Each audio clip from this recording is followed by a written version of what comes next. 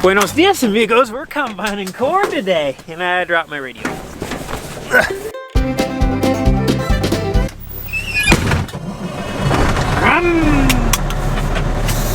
Back window's kind of nice. It's like a rear view camera. Kicker and high, Johnny! It's a new can of beans and a new can of worms. Who knows what today's gonna bring? One never knows till the day gets started and the machines get running. But we're hoping today is one of them days that we can just go and go and go and not have to stop till dinner time, because when I get hungry, and then hopefully run till late tonight.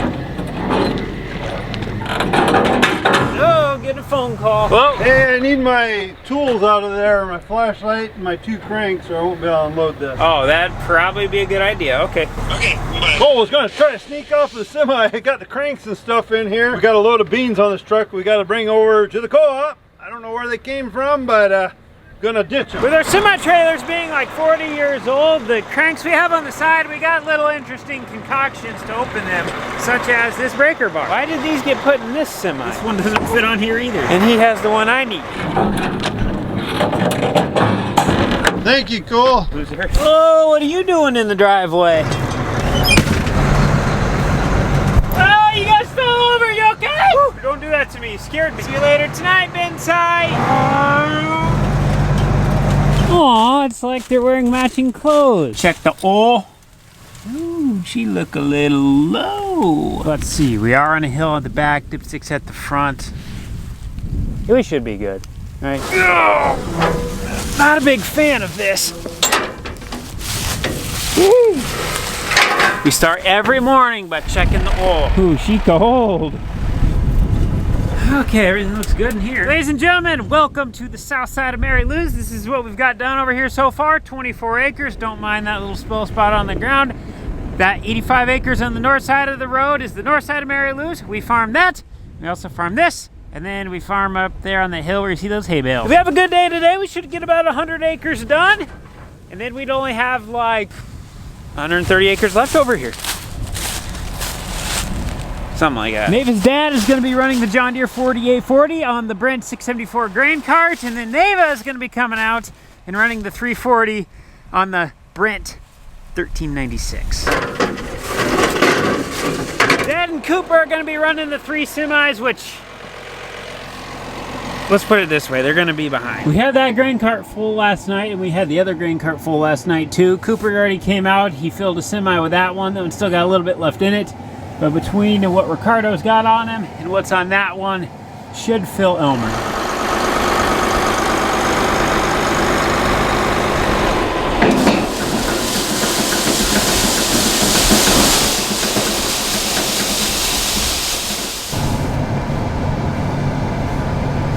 Normally we get everything greased up, fueled up in the morning before we get started, but we filled everything full of fuel and we greased everything yesterday and we did 24 acres. So we're not ready for another greasing or fueling yet. When I drive across the field in the mornings, I like to just run the head nice and slow, get all the hydraulics warmed up nicely, and make sure all the oils are nice and warm, because you take something being 27 degrees and boom, throw it right into the fire. To me, that's just kind of asking for problems. Now, we need to find where the planter operator made a mistake, and we have a gapped row or a close row. Where would he have made a mistake? Looks like I'm going to be running the big cart for a while. I got to remember how to run this machine. It's been a little while. Well, how the heck?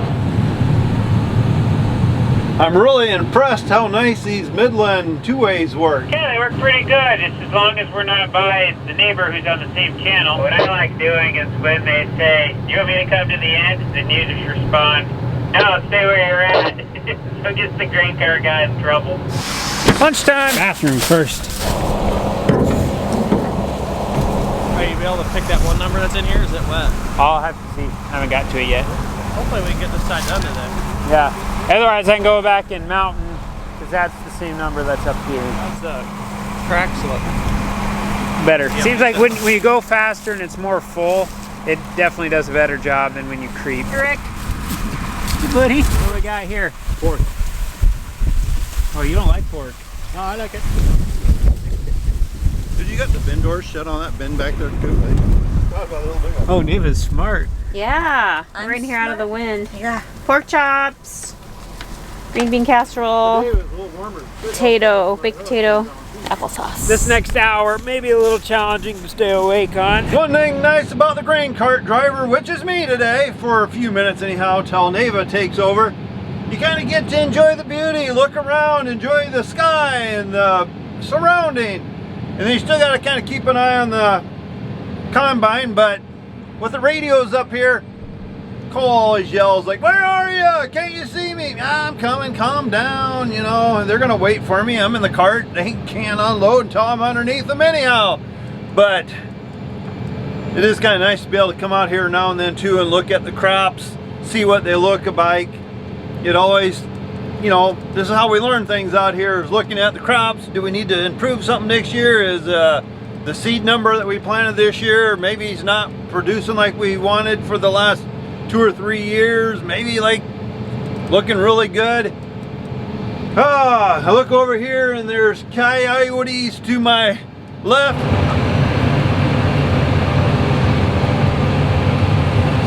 You're getting a little far away from me there, David. You can come a little closer to me. No, you're a little too close to me. I don't know how to run this stupid cart ace or whatever. It doesn't work when you're on the John Deere because we don't have the same GPS. Oh, that's right, okay. Running the grain cart is not one of my favorite jobs at all. But I was just telling Cole, it'd be nice if we could get some cameras mounted up on top of the grain cart. I've seen guys do that, and then they can see in the grain tank, then they can just drive forward, look at the cameras, the little TV screen, and they can tell which way they need to go, or if you're full. Like this cart here, it's long, so you can't tell how far he's back. Am I too far? Hey Owen, stay at 4.5 miles an hour and I'll pick where I want to dump in the cart. Since you never went to Grain Cart School 101, Grain Cart always stays consistent speed. Combine does the forward and back filling because they can see a lot better than the grain cart driver. If you run ag later guidance and all your stuff, you can run cart ace and then you don't have to steer either. Come on, speed up there, Buttercup. We got a pretty good load on here right now. About 78,000 pounds on the cart. I'm having a heck of a time getting up some of these hills. Spinning pretty good. Before we get on too crazy here, I'm going to calibrate my yield monitor. This procedure is pretty simple. You start with an empty grain tank, you hit record on here, and then you drive a consistent speed, get like 5,000 pounds. It'll tell you when this has read 5,000 pounds. And then you pull up to the grain cart, which has a scale on it, you dump on it, and then you'd add up the weight that it added onto the grain cart, and then you match that compared to this. So if this said you did 5,000, but that said you did 7,500, then you type in 7,500 here. So I do that at 2.7 mile an hour, 3.7, and 4.7, and then that calibrates the monitor. Cool, can you back up so I can fill Coop really quick? No, I'm gonna dump this on you real fast. This is kind of where I feel lost now. I don't have a radio in here, a two-way to talk to any of them guys. So Neva's out here, her dad's out here, and Cole's out here, but I can't correspond with any of them. So we need to get some radios for in here too, and then we can always talk. Like right now, Neva's dad's probably trying to figure out which semi am I supposed to put on. Well, if I could talk to him on the radio, hey, go ahead and dump in the gray one, or the red one, or the red one, or the white one.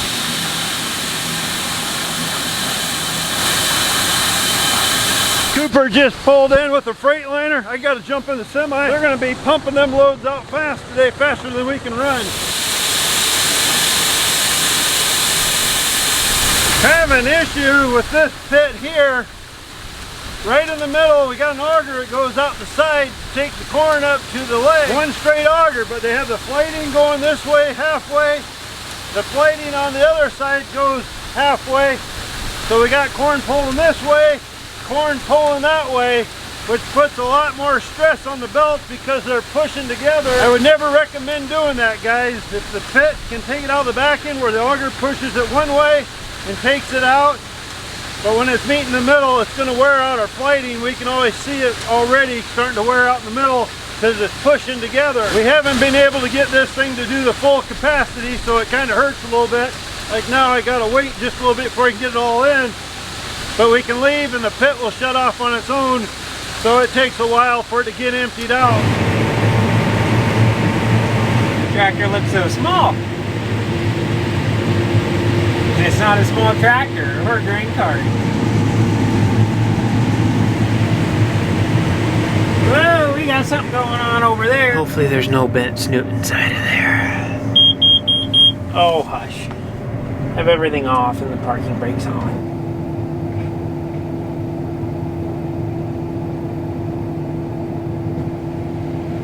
Okay, must have been just a fluke weird thing. Oh wow, we're yielding 355 bushels to the acre. Hey, come back! No, other way, other way. I think right now this field's averaging about 200. 199. Right there. Oh, Cool Man's not messing around. Boogity, boogity, boogity, bug! This is what you like to see. As soon as you pull in, the truck's full, you jump in it and go. Whoa! Whoa!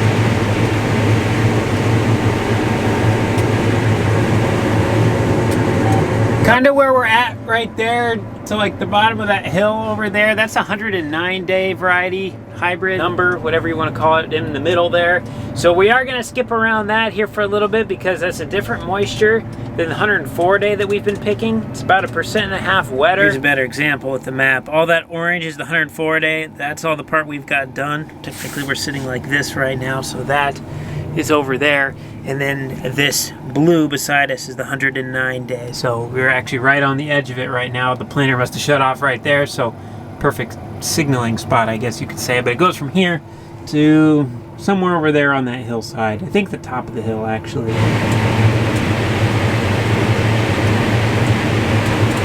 I've been chugging along at around that 3.7 mile an hour or so. On my throughput, it ranges from 3 to 4,000 bushels an hour. This combine can go faster than that. It can go a lot faster than that. I could probably be pushing pretty close to that 5,500, 6,000 bushels an hour. But here's the problem. We have 3 semis with 2 drivers, and it's a 20-something mile round trip. So the semis just simply cannot keep up on this particular field. If we were at a field close to home, like Tabletop or Kristen and Rusty's, you just let her eat. Semis would keep up no problem.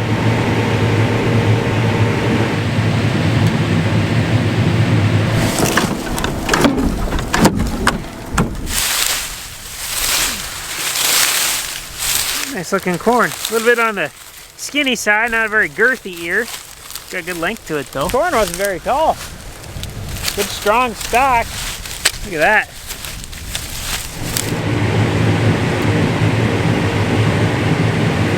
Corn in the back of this field's not doing as good, so we bumped up our speed. We're doing a whole 4.6. But that's programmed on the small tires, so we got the SWs on. We're probably like 5, low 5s right now, but we're cooking right along. Haven't turned the lights on yet. Kind of hitting that 3,000 bushel an hour. This area is doing about 140, 150.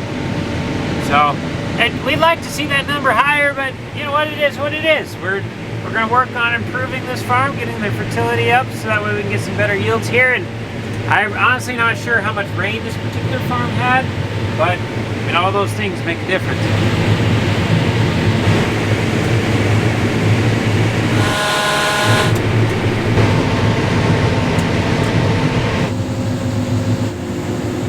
Got everything done in the 104 day on the south side. Now we have the 109 day here, pulled into a little bit. Seems like it's yielding a lot more, but it's about 19% moisture, so it is just too wet. So we're gonna try hopping to the north side of the road now.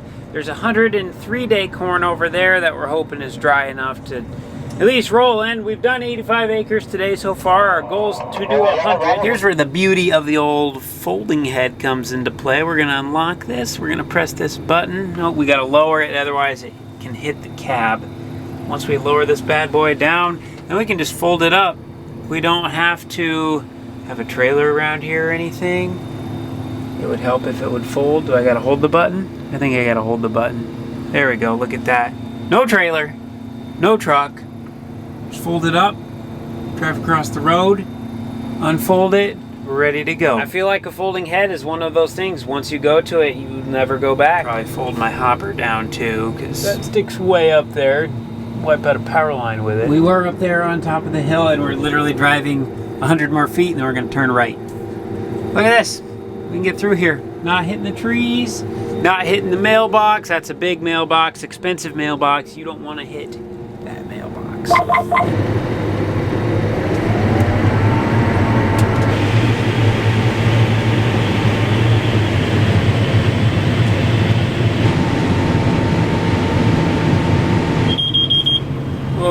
Tailings elevator speed system. Why'd my machine just shut off?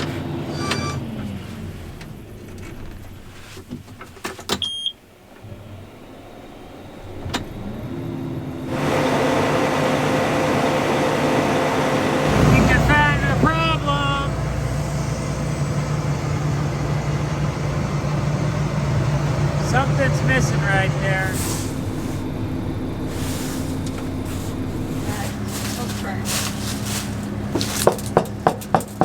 Tomorrow's Sunday, so van wall, I know their parts open, but the mechanics probably aren't going to be there, so I have to wait till Monday. Good news is we have the 9230 all ready to go. We just got to drive it over here, so that's what we're going to do.